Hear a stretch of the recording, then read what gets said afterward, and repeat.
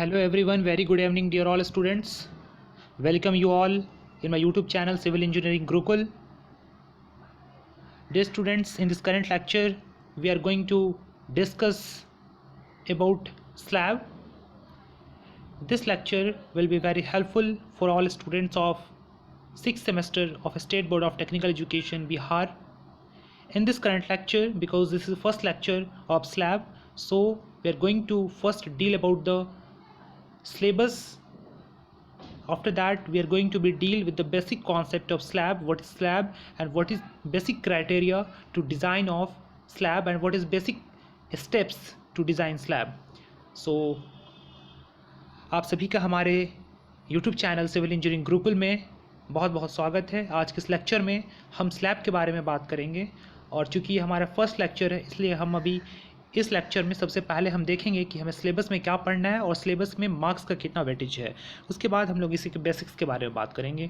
तो आप लोग इस हमारे लेक्चर्स को शुरू से लास्ट तक देखेंगे ताकि आपको जो नॉलेज है स्लैब्स के बारे में वो इम्प्रूव हो जाए। ठीक है, तो चलिए स्टार्ट करते हैं। सबसे पहले मैं आपको सिलेबस का कुछ पॉइंट दिखाना चाहता हूँ। जैसा कि आप हमारे स्क्रीन बोर्ड पर देख पा रहे हैं कि ये जो सिलेबस है इसमें मॉड्यूल नंबर फर्स्ट की हम बात कर लेते हैं। सबसे पहले मॉड्यूल नंबर फर्स्ट में हम बात कर लेते हैं।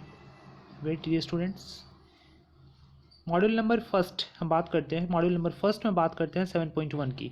इसमें हम लोग को पढ़ना है design of simply supported one way slabs for flexural check for deflection control and shear. 7.2 में पढ़ना है design of one way cantilever slab and cantilever chhajja for flexure check for deflection control and check for development length and shear. 7.3 में पढ़ना है design of two way simply supported slab for flexure with corner free to lift. 7.4 में पढ़ना है design of dogleg stair. 7.5 में पढ़ना है simple numerical problem on design of one way simply supported slab, cantilever slab and two way simply supported slab. As you see here, in syllabus no numerical problem on design of dogleg stair shall be asked in written examination. तो dear student, आप लोग को इसमें सबसे पहले basic concept के बारे में जानना है कि स्लैब क्या होता है। उसके बाद इसमें जो दो बेसिक टाइप के स्लैब होते हैं, one way slab and two way slabs, और इसमें भी one way simply supported slab और two way simply supported slab. उसके बाद में one way cantilever slab and cantilever chhajjas के बारे में स्टडी करना है। उसके बाद में थोड़ा मोड़ा बेसिक कॉन्सेप्ट जो है डिज़ाइन ऑफ डॉगलेग स्टेयरकेस के बारे में पढ़ना है। तो ये आपका सिलेबस है। आप जैसे देख पा रहे हैं यहाँ पे 14 मार्क्स का वेटेज है आपके एग्जामिनेशन में। आपके एसपीटी के एग्जामिनेशन में जो मार्क्स का वेटेज है वो 14 मार्क्स है। ठीक है, तो आई होप कि आपको सिलेबस के बारे में जो ब्रीफ जानकारी हो चुका होगा। अब हम लोग चलिए सिलेबस को स्टार्ट करते हैं। सबसे पहले बेसिक कॉन्सेप्ट के साथ में कि स्लैब क्या होता है, उसके बेसिक जो टर्मिनोलॉजीज़ है उसको देखते हुए हम लोग आगे की चीज़ को स्टार्ट करेंगे। तो सबसे पहले मैं आपको कुछ पिक्चोरियल व्यू दिखाना चाहता हूँ स्लैब का। जैसे कि आप यहाँ पे फिगर में देख पा रहे हैं स्टूडेंट्स। तो स्लैब जनरली होता क्या है? स्लैब मतलब होता है कि जैसे जो भी आप वहाँ पे वॉल बना रहे हैं, वॉल को कवर अप करने के लिए जो आप ऊपर से एक पोर्शन डालते हैं कंक्रीट का, है ना, जैसे कि आप इस फिगर में देख पा रहे हैं, यहाँ पे आप देख पा रहे हैं, ताकि आप जो वेदरिंग एक्शन है इन्वायरमेंट का या सराउंडिंग का उसको क्या कर पाएँ, उससे आपको अपने आप को प्रोटेक्ट कर पाएँ। या उसके अलावा जो भी आगे आने वाला जो समय है उसके साथ में अगर अपने बिल्डिंग को हाईरेज बनाना चाहते हैं तो क्योंकि जो स्लैब होता है अपर आने वाले बिल्डिंग के लिए करता है, फ्लोर का काम करता है इस बिल्डिंग के लिए। तो ये क्या काम कर रहा है? ये रूफ का काम कर रहा है। लेकिन जैसे ही हम इसके ऊपर बिल्डिंग बनाते हैं तो ये हमारा काम करता है फ्लोर का। तो दोनों पर्पस होता है। तो जैसा कि आप देख पा रहे हैं ये स्लैब का लॉन्गर स्पैन है, LY। जैसे इस डायरेक्शन में आप देख पा रहे हैं ये क्या है, लॉन्गर स्पैन है और ये शॉर्टर स्पैन है। अभी तक सिर्फ आप इतना ही देख पा रहे हैं इस स्लैब के अंदर में कि दो वॉल है, दो वॉल के ऊपर से एक स्लैब डाला गया है। ठीक है, देखिए ये जो स्लैब है ये स्लैब हम कहते हैं वन वे स्लैब, क्योंकि यहाँ पे सिर्फ दिखाया जा रहा है कि ये वॉल और ये दोनों वॉल पे यहाँ पे प्रोजेक्टेड है। और मैं अब इसके बाद में टू वे स्लैब की कुछ पिक्चर्स दिखाऊंगा, उसके बाद में मैं बेसिक डिफिनेशन की तरफ चलूँगा। तो पहले आप स्लैब का मतलब समझिए। स्लैब मतलब है कि जो भी आपका वॉल है उस पर रखा जा रहा है ताकि जो भी आपका इन्वायरमेंटल कंडीशंस उसके अकॉर्डिंग आप जो रहने वाले लोग उसको प्रोटेक्ट कर पाए, बेसिक। और टेक्निकल टर्म में देखा जाए तो जो भी ये हमारा जो स्लैब है ये क्या कर रहा है, ये फ्लोर के लिए तो हमारा ये जो स्लैब है इस सेक्शन के लिए हमारा रूफ का काम कर रहा है। लेकिन आने वाले जो भी इसके ऊपर बिल्डिंग्स बनाएंगे, जो भी रूम्स बनाएंगे उसके लिए वो रूफ का काम करेगा। ठीक है, सॉरी, फ्लोर का काम करेगा। ठीक है, तो इसका बेसिक टर्मिनोलॉजीज है। तो हम चलिए आगे देख लेते हैं कि स्लैब्स के और क्या क्या टाइप्स हैं। जैसे कि आप और मैं फिगर दिखाना चाहता हूँ। जैसे आप यहाँ पे देख पा रहे हैं, यहाँ पे देखिए लिखा हुआ है कि स्लैब क्या है। लिखा हुआ है slab is a very common and important structural element are constructed to provide flat useful surfaces. It is a horizontal structural component with top and bottom surface parallel और नियर सो। ठीक है, जैसा कि आप देख पा रहे हैं यहाँ पे, है ना। देखिए, the depth of concrete slab floor is very small compare to its span. Slab में be supported on 2 sides only और have beam on all 4 sides. जैसे कि हमें देख में लिखा हुआ है, द कंक्रीट स्लैब में भी सपोर्टेड बाई। देखिए, कंक्रीट स्लैब को कैसे सपोर्ट किया जाता है, मैसनरी और इन्फोर्स कंक्रीट वॉल के द्वारा, या फिर मोनोलिथिकली कास्टेड रिइंफोर्समेंट कंक्रीट बीम्स के द्वारा, या फिर स्ट्रक्चरल स्टील मेंबर्स के द्वारा, या फिर आप कॉलम पे सपोर्टेड कर सकते हैं, या फिर इसको ग्राउंड पे भी कर सकते हैं। तो देखिए, ये जो बेसिक टर्मिनोलॉजीज है स्लैब्स के बारे में, तो पहला आपने समझा कि स्लैब क्या है, एक इंपॉर्टेंट स्ट्रक्चरल एलिमेंट है जो कि कंस्ट्रक्ट किया जाता है, जो कि क्या होता है, फ्लैट होता है, जो कि दो वॉल के ऊपर रखा जाता है। अगर हम 1 वे की बात करें तो 2 वे की बात करें तो वहाँ पे चारों साइड में कॉर्नर सपोर्टेड होता है कॉलम्स के द्वारा। तो ये जो आपका स्लैब है ये सपोर्टिंग बहुत तरीके से हो सकता है। एक तो आपका मैसनरी और रिइंफोर्स्ड कंक्रीट वॉल के द्वारा हो सकता है, या फिर ये मोनोलिथिकली कास्टेड होगा रिइंफोर्स्ड कंक्रीट बीम्स के साथ में, या फिर ये स्ट्रक्चर स्टील मेंबर के साथ मोनोलिथिकली कास्ट होगा, या फिर कॉलम के साथ सपोर्टेड होगा, या ग्राउंड के साथ सपोर्टेड होगा। आई होप कि ये चीज़ आपको समझ में आ रहा होगा, क्योंकि आपने स्लैब्स के बहुत सारे पिक्चर्स भी देखे होंगे और रियल लाइफ में भी आपने स्लैब्स के बारे में देखा होगा, है ना। तो चलिए आगे मैं देख लेता हूँ। जैसे आप इस फिगर में देख पा रहे हैं, ये भी स्लैब है और यहाँ पे भी स्लैब है, देख पा रहे हैं ना आप ये। तो ये स्लैब का बेसिक डेफिनेशंस है, ठीक है। एक चीज़ आपको समझ में आ गया हो कि 2 स्पैन होता है, एक लॉन्गर और एक शॉर्टर स्पैन, क्योंकि इसका भी ज़रूरत पड़ेगा इसलिए मैं ये बात कर रहा हूँ, है ना। तो चलिए देखते हैं 1 वे एंड 2 वे स्लैब्स के अंदर में। इन चीज़ों के बारे में हम लोग डिटेल्स में भी पढ़ेंगे, लेकिन अभी फिर सिर्फ आप इतना देखिए। देखिए, यहाँ पे सपोर्ट, एक यहाँ पे सपोर्ट है और एक यहाँ पे सपोर्ट है। इस दोनों के ऊपर यहाँ पे स्लैब रखा गया है। देखिए, इसको हम लोग कहते हैं 1 वे स्लैब, ठीक है। अब उसके बाद आप यहाँ पे देखिए, ये जो आप देख रहे हैं, यहाँ पे एक यहाँ पे कॉलम है, एक यहाँ पे कॉलम है, एक यहाँ पे है और एक इधर में है। 4 कॉलम पे प्रोजेक्टेड है ये जो स्लैब है, ये स्लैब कहलाता है 2 वे स्लैब, क्योंकि यहाँ पे चारों साइड से क्या है, ये सपोर्टेड है। इधर से भी आप देखेंगे तो सपोर्टेड है, इधर से भी सपोर्टेड है, इधर से भी सपोर्टेड है, इधर से भी सपोर्टेड है। तो ये क्या कहलाता है, 2 वे स्लैब्स कहलाता है। अगर हम इसकी बात करें तो ये आपका एक लॉन्गर स्पैन है और एक शॉर्टर स्पैन है, लेकिन ये स्लैब जो है इधर से सपोर्टेड है और इधर से है, लेकिन ये दोनों साइड से नहीं है, जिस तरीके से आप देख पा रहे हैं। यहाँ पे 2 वे डायरेक्शंस पे है, तो ये 2 वे स्लैब्स कहलाएगा, ये 1 वे स्लैब्स कहलाएगा। अब हम आगे बताएंगे, जब हम क्वेश्चन कराएंगे तो कैसे डिसाइड होता है 1 वे स्लैब और 2 वे स्लैब्स के बारे में। पहले आप फिगर देकर के समझिए कि 1 वे स्लैब का किस तरीके से होता है फिगर्स, और 2 वे स्लैब का किस तरीके से होता है। तो आई होप कि यहाँ तक आपको 1 वे स्लैब और 2 वे स्लैब की फिगर देख करके आपको समझ में आ गया होगा कि 1 वे स्लैब और 2 वे स्लैब में क्या डिफरेंस है, बेसिक डिफरेंसेस क्या है ना। चलिए तो आगे देख लेते हैं। चलिए अब हम लोग थ्योरेटिकल पार्ट पे आते हैं। आप लोगों ने फिगर देख लिया होगा और आपके दिमाग में कुछ इमेजिनेशंस आ गया होगा उस स्लैब्स के बारे में। तो जैसे आप देखिए, यहाँ पे हम लोग को डिज़ाइन ऑफ स्लैब्स पढ़ना है लिमिटेड स्टेट मेथड से। कौन सा मेथड से, लिमिटेड स्टेट मेथड से। तो जैसे मैंने यहाँ देखिए डेफिनेशन लिखा है, A concrete slab is a common structural element of building consisting of flat horizontal surface made of cast concrete. Steel reinforcement slab between 100 and 500 mm thick are most often used to construct floor and ceilings. तो आपको पता चल गया होगा कि slab क्या होता है। स्लैब जो होता है कॉमन स्ट्रक्चरल एलिमेंट है बिल्डिंग्स का, जिसमें consisting of flat horizontal surface made of cast concrete, जो कि कंक्रीट के द्वारा कास्ट करके बनाया जाता है, और जिसमें क्या होता है, रिइंफोर्समेंट को भी इम्बेड किया जाता है। रिइंफोर्स मतलब इस स्टील को भी इम्बेड किया जाता है, ठीक है। और जिसका थिकनेस यहाँ पे जनरली देखा जा रहा है कि जो आप बता रहे हैं यहाँ पे, cast concrete steel reinforce slab between 100 and 500 thick, जिसका थिकनेस जो है 100 mm से 500 mm थिक तक जनरली यूज़ किया जाता है, और थिकनेस वेरी कर सकता है एज पर डिज़ाइन कंसिडरेशंस, ठीक है। तो ये हो गया आपका स्लैब्स के बारे में। अब देखिए 1 वे स्लैब्स क्या होता है। 1 वे स्लैब्स के बारे में अब तो फिगर से देख चुके हैं, लेकिन कैसे डिसाइड करते हैं लोग मैथमेटिकली, तो इसके लिए 2 चीज़ें हैं। सबसे पहला है कि आप वहाँ पे जो लॉन्गर डायरेक्शंस है, मैंने दिखाया था आपको कि स्लैब का 2 डायरेक्शन, एक लॉन्गर और एक शॉर्टर। तो LY जो डायरेक्शन देखिए, the slab is designed as a 1 way slab if the ratio of longer span to shorter span is greater than 2। आप IY और IX की वैल्यू निकाले और ग्रेटर देन 2 आता है, इसका मतलब है ये 1 वे स्लैब है। मतलब जो लॉन्गर डायरेक्शन था IY था और जो शॉर्टर था IX था। अगर आप IY बाई IX की वैल्यू निकालेंगे और अगर 2 से ज़्यादा आता है तो 1 वे स्लैब है, ठीक है। ये चीज़ ध्यान में रखना है। अब नोट नंबर फर्स्ट है, the slab are designed as a beam of 1 metre width. ये याद रखिएगा, जब भी हम स्लैब का डिज़ाइन करते हैं तो उसको हम लोग 1 मीटर विड्थ मान करके डिज़ाइन करते हैं, बीम ऑफ 1 मीटर विड्थ। दूसरी इंपॉर्टेंट चीज़ है कि the main steel is provided along the shorter span. जो मेन स्टील को प्रोवाइड किया जाता है वो शॉर्टर स्पैन के अलॉन्ग प्रोवाइड किया जाता है। ये चीज़ें आपको 2 नोट याद रखना है। पहला तो आपको वन वे स्लैब कैसे डिसाइड करना है, लॉन्गर स्पैन और शॉर्टर स्पैन का रेशियो लेना है, अगर 2 से ज़्यादा आता है तो आपका वन वे स्लैब होगा। और दूसरी चीज़ इंपॉर्टेंट ध्यान में रखना है कि हम लोग स्लैब का डिज़ाइन करते हैं बीम ऑफ 1 मीटर विड्थ मान करके। और एक और इंपॉर्टेंट चीज़ को मेन जो स्टील प्रोवाइड किया जाता है, क्योंकि उसमें 2 स्टील होता है, एक मेन होता है और एक डिस्ट्रीब्यूशन बार होता है, तो मेन जो स्टील होता है वो शॉर्टर स्पैन के अलॉन्ग प्रोवाइड किया जाता है। ठीक है, ये आपको याद रखना है।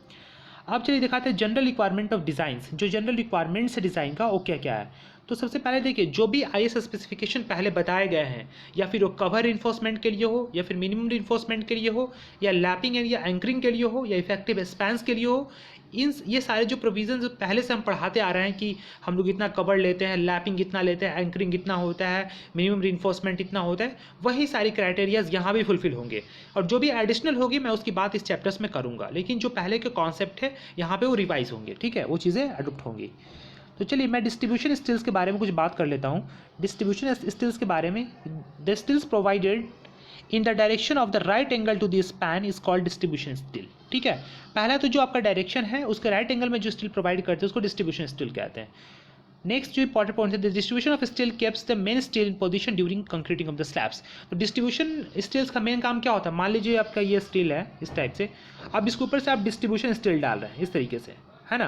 तो इसका काम क्या होगा कि जो आपका मेन स्टील है उसको क्या करना, बांध करके रखना, ताकि जब आप कंक्रीटिंग करें तो वहाँ से स्टील क्या हो, हटे नहीं। नेक्स्ट इंपॉर्टेंट पॉइंट है, the amount of distribution steel provided as follows.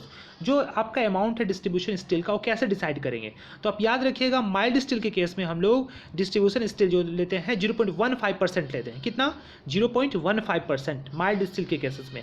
अगर वही HYST बार होता है, अगर 415 है या 500 है, उस केसेस में हम लोग 0.12% लेते हैं। ठीक है, ये दोनों याद रखिएगा, ऑब्जेक्टिव में पूछा जाता है। माइल्ड स्टील के केस में 0.15% और HYST बार के केस में 0.12%। ठीक है, आई होप कि यहाँ तक आपका क्लियर हो गया होगा। मैं जो भी आपको बात बता रहा हूँ बिल्कुल अपने दिमाग में एडजस्ट करते हुए चलिएगा कि जब आप न्यूमेरिकल बनाएंगे तो इसका ज़रूरत पड़ेगा। ठीक है, अब देखिए मैक्सिमम स्पेसिंग जो है डिस्ट्रीब्यूशन स्टील का यहाँ पे लिखा हुआ है, देखिए maximum spacing of distribution steel is 5D और 450 mm which ever is smaller. मतलब जो डायमीटर है स्टील का उसका 5 टाइम्स और 450 mm दोनों में से जो छोटा होगा उसको हम लोग कंसिडर करेंगे मैक्सिमम स्पेसिंग। ठीक है, क्लियर है। चलिए, और ज़्यादा क्लियरेंस क्वेश्चन बनाने के बाद होगा। ठीक है, अब देखिए जो डिज़ाइन स्टेप्स है, सबसे पहला काम करते हैं हम लोग डिज़ाइन कांस्टेंट निकालने का। देखिए जो अभी तक आपने पढ़ा है उसका बहुत ज़्यादा यूटिलाइजेशन इस चैप्टर में होने वाला है। जो बच्चे पहले से पढ़ाई नहीं कर रखे हैं, अगर वो चाहते हैं कि सेमेस्टर में हम इस चैप्टर को सीख पाएँ, तो मुझे बहुत प्रॉब्लम लगेगा आपको समझाने में, क्योंकि आपको प्रीवियस की चीज़ें यहाँ पे रिपीट हो रही हैं। जैसे देखिए माइल्ड स्टील की मैं बात कर लेता हूँ। पहला जो हमारा डिज़ाइन स्टेप होगा डिज़ाइन कांस्टेंट को निकालने का। तो सबसे पहले जो डेटा मैंने बनाया है यहाँ पे माइल्ड स्टील के लिए, देखिए MU लिमिट की वैल्यू 0.149 FC के BD स्क्वायर, ये मैंने प्रूव किया था। XU मैक्स की वैल्यू होती है फिर 250 के 0.53D। और PT लिमिट एक न्यू चीज़ है जो आपको याद रखना है 0.088 FC के। ठीक है, जहाँ पे FC के कैरेक्टरिस्टिक स्ट्रेंथ है। ठीक है, उसी तरीके से FE 450 के लिए होता है MU लिमिट की वैल्यू 0.138 FC के BD square, XU max 0.48T, और जहाँ पे D क्या है, इफेक्टिव डेप्थ है। ठीक है, अब यहाँ पे देखिए PT लिमिट जो है 0.048 FC के। उसी तरीके से 500 की बात कर लेते हैं, तो MU लिमिट है 0.133 FC के BD square, XU max 0.46D और PT लिमिट 0.038 FC के। ठीक है, तो ये चीज़ आपको याद रखना है। ये चीज़ें पहले बताई जा चुकी हैं, लेकिन मैं आपको पढ़ा रहा हूँ अभी स्लैब, इसलिए मैं इस चीज़ को फिर से रिवाइज करा रहा हूँ। ठीक है, क्योंकि इन सारी चीज़ों का भी स्रोत पढ़ना है आगे। देखिए स्टेप 2 में है आपका एस्टिमेशन ऑफ स्लैब थिकनेस। ठीक है, तो यहाँ पे आप याद रखिएगा डी निकालने के लिए क्या करते हैं, span by 20 into modification factor, जिसको MF से लिखा हुआ है शॉर्ट फॉर्म में, सिंपली सपोर्टेड स्लैब के लिए। ठीक है, क्या है, डी बराबर span by 20 into modification factor, किसके लिए, सिंपली सपोर्टेड स्लैब के लिए, याद रखिएगा। ठीक है, अब देखिए जो मॉडिफिकेशन फैक्टर है यहाँ लिखा हुआ, modification factor which depends upon grade of steel and steel percentage. Modification factor किस पे डिपेंड करेगा, ग्रेड ऑफ स्टील पे डिपेंड करेगा और स्टील परसेंटेज पे डिपेंड करेगा। इसकी चर्चा मैं लास्ट में एक बार फिर से कर लूँगा। ठीक है, फिलहाल आपको इतना याद रखना है कि सेकेंड स्टेप में हम लोग को थिकनेस डिज़ाइन करना है, जहाँ पे D equal to span by 20 होता है सिंपली सपोर्टेड स्लैब के लिए, और इंटू मॉडिफिकेशन फैक्टर। ठीक है, और जो मॉडिफिकेशन फैक्टर है किस पे डिपेंड करेगा, डिपेंड करेगा ग्रेड ऑफ स्टील पे और परसेंटेज, स्टील परसेंटेज पे। ठीक है, तो ये चीज़ आपको याद रखना है। फिर उसके बाद मूव करेंगे हम लोग स्टेप नंबर 3 में, जिसमें इफेक्टिव स्पैन निकालेंगे। तो चलिए इसको भी मैं आप प्रोसेस बता देता हूँ। इफेक्टिव स्पैन निकालने के लिए दो चीज़ इंपॉर्टेंट है।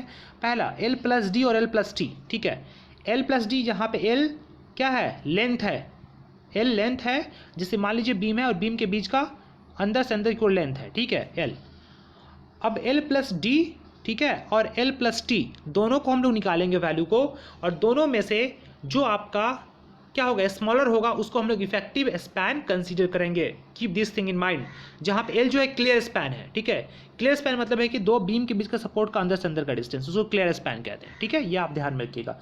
तो इफेक्टिव स्पैन कैसे निकालेंगे, L प्लस डी, जहाँ पे डी क्या है, इफेक्टिव डेप्थ है, L प्लस डी प्लस और L प्लस टी दोनों को कैलकुलेट करेंगे, दोनों में से जो कम आएगा उसको हम लोग इफेक्टिव स्पैन कंसीडर करेंगे, ठीक है। L क्लियर स्पैन है, D इफेक्टिव डेप्थ है, और T thickness of the support है। चलिए ठीक है, यहाँ तक क्लियर हो गया होगा। चलिए अगला स्टेप जो है हमारा वो है लोड कैलकुलेशंस का। जैसे कि आपको पता है कि जो हमारा स्लैब है उस पर बहुत तरीके का लोड आता है। एक तो सेल्फ वेट के कारण होगा, क्योंकि कंक्रीट से बना हुआ स्ट्रक्चर है तो उसका सेल्फ वेट होगा, उसके कारण उसका अपना वेट होगा। दूसरी चीज़ है कि जब हम उसका फिनिशिंग करते हैं, प्लास्टरिंग कर रहे हैं, जो भी उसमें फिनिशिंग कर रहे हैं, उसके कारण है। तीसरी इंपॉर्टेंट चीज़ जो है उसका लाइव लोड है, क्योंकि जो भी हमारा स्लैब होता है उस पर हमारे विंड्स के कारण वहाँ पे लाइव लोड आते हैं, ठीक है, तो लाइव लोड भी वहाँ पे होता है। तो हम तीनों चीज़ों को कैलकुलेट करेंगे और ऐड करेंगे तो हमारा टोटल लोड निकलेगा। तो पहला हम सेल्फ वेट कैसे निकालेंगे, उसी तरीके से पर मीटर विड्थ के लिए निकाल रहे हैं, तो ये हमारा होगा length into width into depth, और यूनिट वेट ऑफ कॉन्क्रीट जो होता है हमारा 25 किलोन्यूटन पर मीटर क्यूब, तो इसको मल्टीप्लाई कर देंगे, ठीक है। अब देखिए वेट ऑफ फिनिशिंग है 1 इंटू 1 इंटू टी, ठीक है, क्या है 1 इंटू 1 इंटू टी, और देखिए 24 यहाँ लिखा हुआ है, तो ये जरूरी नहीं है 24 होगा, जितना आपका दिया हुआ है वहाँ पे आपका वेट ऑफ फिनिशिंग के अंदर में उसको हम लोग कंसीडर करेंगे, ठीक है।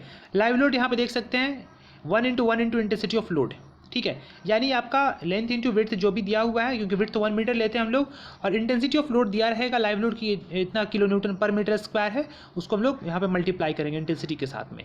और यहाँ पे देखिए उसके बाद आपका टोटल लोड कैलकुलेट होगा, जोड़ दीजिएगा तीनों लोड को तो टोटल लोड आ जाएगा।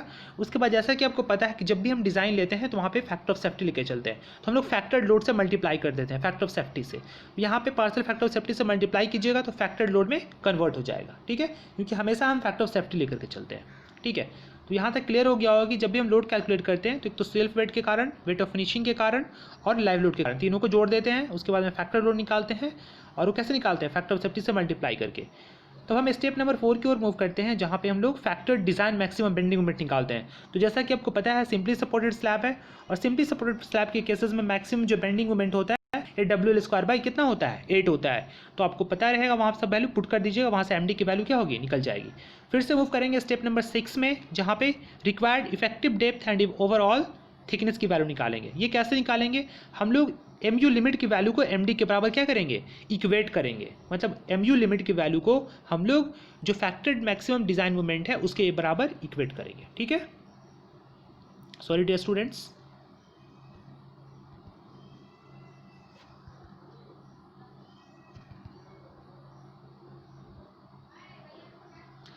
सॉरी, थोड़ा वेट कीजिएगा।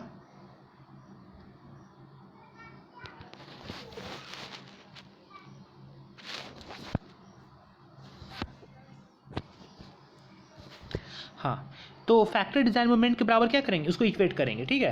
तो चलिए इक्वेट करते हैं, तो देखते हैं। जैसे देखिए MU लिमिट जो है उसके MD के बराबर इक्वेट कीजिएगा, तो वहाँ से आपका D रिक्वायर्ड का वैल्यू आएगा, स्मॉल d रिक्वायर्ड का, ठीक है। उसके बाद में जो आपका स्टेप है, सॉरी डियर स्टूडेंट्स, उसके बाद में देखिए अज्यूम बार डायमीटर को हम लोग एज्यूम कर लेंगे, फाइंड ओवरऑल थिकनेस निकालेंगे, ठीक है, D। तो कैसे निकलेगा, small d plus DC plus 5/2, जहाँ पे DC क्या है, क्लियर कवर है, और DC जो है 20 mm फॉर माइल्ड एक्सपोजर के लिए लेते हैं, ठीक है। उसके बाद में ओवरऑल डेप्थ निकालेंगे हम लोग, ठीक है, यहाँ तक क्लियर हो गया।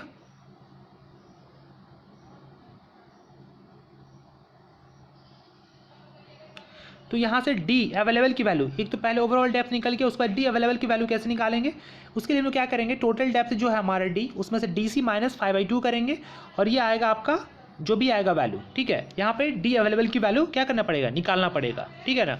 तो D अवेलेबल जो आना चाहिए वो ज़्यादा आना चाहिए, है ना, D से, ठीक है। अब उसके बाद देखिए स्टेप नंबर 7 की ओर मूव करेंगे, यहाँ पे हम लोग XU की वैल्यू निकालेंगे, और XU की वैल्यू कैसे निकालते हैं, 0.87 FY AST divide by 0.36 FCK into B, ये आपको तो पता है।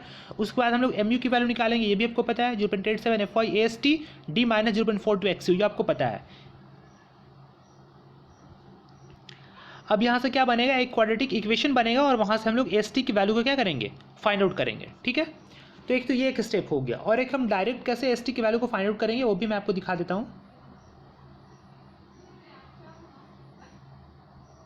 देखिए डायरेक्टली हम लोग एस टी की वैल्यू कैसे निकालते हैं, ये एक फार्मूला है, इसको आपको याद रखना पड़ेगा अगर डायरेक्ट आप वैल्यू को निकालना चाहते हैं। एक तो ऊपर तरीके से जो क्वाड्रेटिक इक्वेशन है वहाँ से एस टी की वैल्यू निकलेगी, या तो आप डायरेक्टली यहाँ पे एस टी का वैल्यू इस फार्मूला में 0.5 F C K by F Y under bracket on 1 minus under root 1 minus 4.6 M D by F C K B D square into B D, यहाँ पे आप रख करके वहाँ पे निकाल सकते हैं। उसके बाद हम स्पेसिंग की वैल्यू निकालेंगे मेन इन्फोर्समेंट की, वो कैसे निकालेंगे, एस बराबर 1000 into F I divide by S T. और ये जो है आपका स्पेसिंग जो है मेन इन्फोर्समेंट का should not greater than 3D और 300 mm, ठीक है, ये कंडीशन से याद रखिएगा, ठीक है, विच एवर इज लेस, इस दोनों में से जो कम आएगा, ठीक है। अब देखिए उसके बाद ये आपका 3D और 300 mm ये मैक्सिमम स्पेसिंग है, ठीक है, ये आपको ध्यान में रखना है मेन इन्फोर्समेंट के लिए। डिस्ट्रीब्यूशन की बात मैं नहीं कर रहा हूँ, विच एवर इज लेस, उसमें से जो कम आएगा। अब देखिए यहाँ पे find the area of steel provided, तो उसके बाद जो आप एरिया प्रोवाइड किए हो स्टील, उसका एरिया हम लोग निकालेंगे। कैसे निकालेंगे, 100 इंटू 5, सॉरी डियर स्टूडेंट्स, यहाँ पे 1000 इंटू 5 होना चाहिए था, ठीक है, तो यहाँ पे आप 1000 करेक्ट कर लीजिएगा। यहाँ पे क्या होगा, 1000 होगा, यहाँ पे 1000 होगा। 1000 into F I divide by S.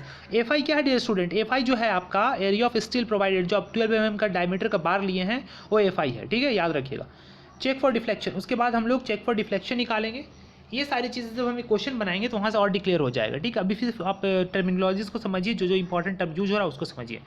अब डिफ्लेक्शन के लिए चेक करेंगे तो परसेंटेज ऑफ स्टील जो प्रोवाइडेड है उसको कैसे निकालेंगे, area of steel provided divide by B D into क्या 100, इससे निकालेंगे हम लोग परसेंटेज ऑफ स्टील प्रोवाइडेड। फिर find actual modification factor corresponding to given grade of steel and PTP.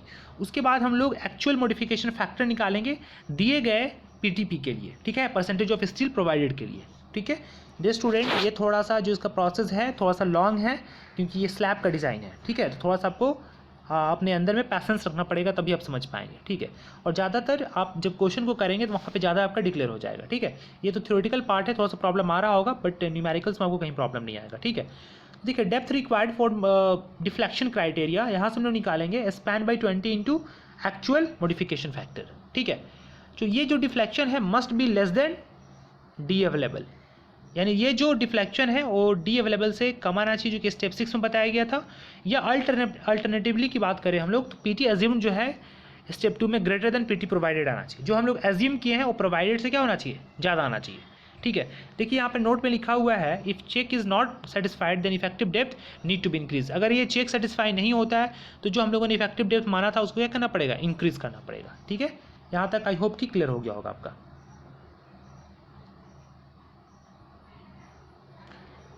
चलिए आगे देख लेते हैं स्टेप नंबर 9 की ओर में। देखिए स्टेप नंबर 9 में एरिया ऑफ डिस्ट्रीब्यूशन स्टील्स। तो एरिया ऑफ डिस्ट्रीब्यूशन स्टील जो है आपका, ये देखिए ये 0.15% होता है टोटल क्रॉस सेक्शनल एरिया का। तो 0.15% किसके लिए, माइल्ड स्टील के लिए, याद रखिएगा। और 0.12% ऑफ बी किसके लिए, HYSD बार के लिए। तो आपको मैंने पहले भी बताया था, अभी भी याद रखिएगा। अब स्पेसिंग ऑफ जो डिस्ट्रीब्यूशन बार है वो 1000 into FI divide by ASD। J student FI क्या है, जो आप डिस्ट्रीब्यूशन स्टील ले रहे हैं उसका एरिया है, ये याद रखिएगा, ठीक है, ध्यान में रखिएगा। ये जो डिस्ट्रीब्यूशन स्टील है वो ग्रेटर दैन और इक्वल, देखिए आप लिखा हुआ है ग्रेटर दैन 5D और 450 mm।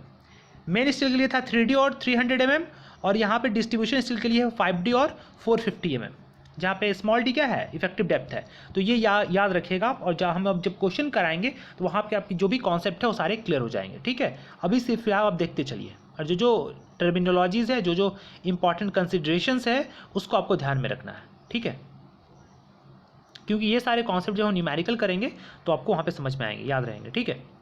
देखिए लास्ट स्टेप है चेक फॉर शेयर्स।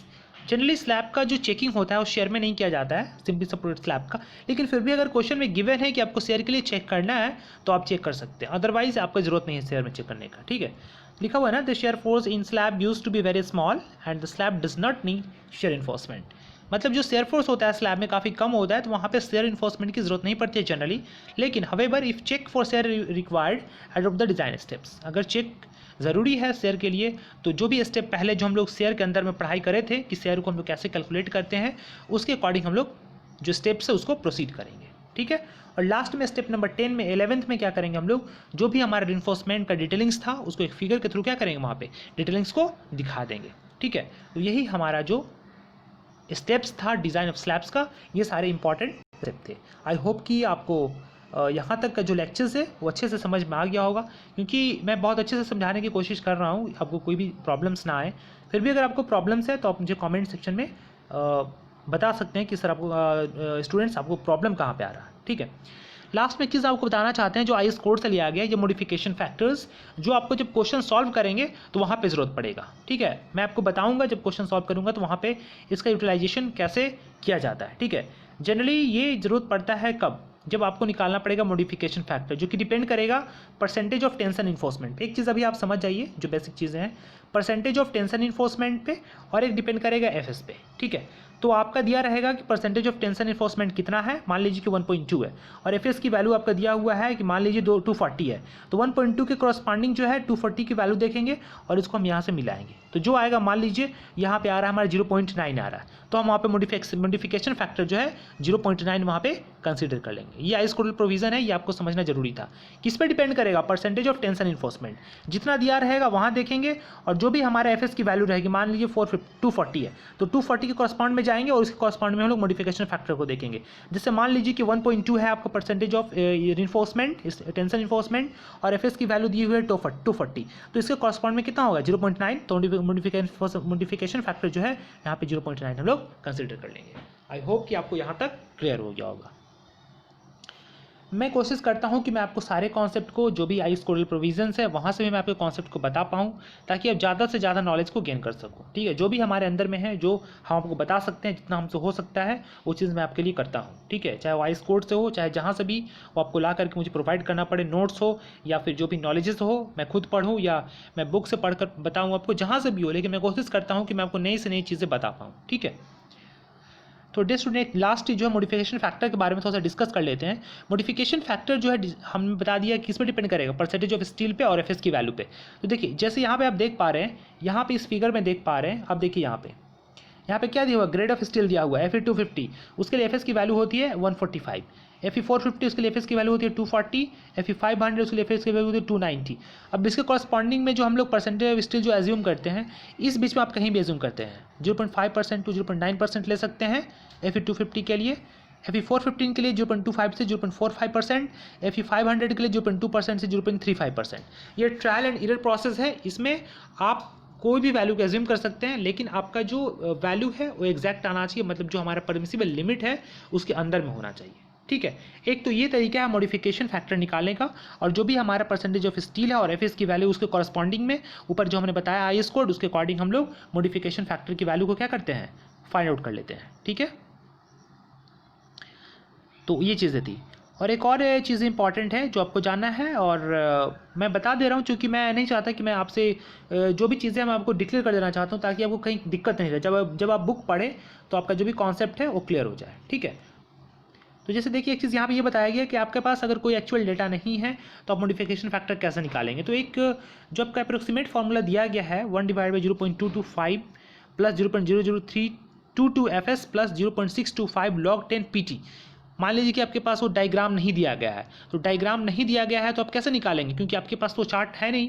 तो उस केसेस में आप इसमें वैल्यू को पुट करके यहाँ से एमएफ की वैल्यू यानी मॉडिफिकेशन फैक्टर, जिसको शॉर्ट फॉर्म में एमएफ लिखते हैं, उसकी वैल्यू को फाइंड आउट कर सकते हैं। एक तो ये तरीका है। जनरली आपके पास चार्ट रहेगा या फिर डायरेक्ट क्वेश्चन में वहाँ पे मॉडिफिकेशन फैक्टर की वैल्यू गिवन रहेगी, तो वहाँ से आप डायरेक्टली लिख सकते हैं। क्योंकि मैं आपको पढ़ा रहा हूँ इसलिए मैं आपको चाहता हूँ कि कोड से भी उसका यूटिलाइजेशन बता सकूँ, ठीक है। अदरवाइज क्वेश्चन में भी दिया रहता है मॉडिफिकेशन फैक्टर का वैल्यू, ठीक है। तो आज का ये लेक्चर्स था बेसिक कॉन्सेप्ट पे, कि जो भी बेसिक कॉन्सेप्ट है स्लैब्स के रिगार्डिंग में, मतलब स्लैब के रिगार्डिंग में जो भी एसोसिएट कॉन्सेप्ट थे या जो भी बेसिक कॉन्सेप्ट थे, जो भी डिज़ाइन स्टेप्स थे, उसके कितने सारे डिज़ाइन स्टेप्स है, जो इंपॉर्टेंट टर्मिनोलॉजीज़ है जो कि इंडियन स्टैंडर्ड कोड 456/2000 से लिए गए हैं, उन सारे को हमने अभी डिस्कस किया। तो आई होप कि ये लेक्चर्स आपके लिए काफ़ी इंपॉर्टेंट होगा और आपको इस लेक्चर में बहुत कुछ नया जानने को मिला होगा। अगर आपको इस लेक्चर से बहुत कुछ जानने को मिला है और आपको हमारा लेक्चर्स पसंद आता है, तो आप अपने फ्रेंड्स को शेयर करें, और जो भी नीडीज स्टूडेंट है, जो भी एसबीटी में प्रिपरेशन कर रहे हैं सेमेस्टर एग्जामिनेशंस की, उसको शेयर करें, उनको शेयर करें, ताकि उनको इनका बेनिफिट मिल पाए। So I think this is the last part of my video. So I hope you all learned from this lecture very much. So thank you everyone for watching my lectures. Thank you everyone. God bless you all.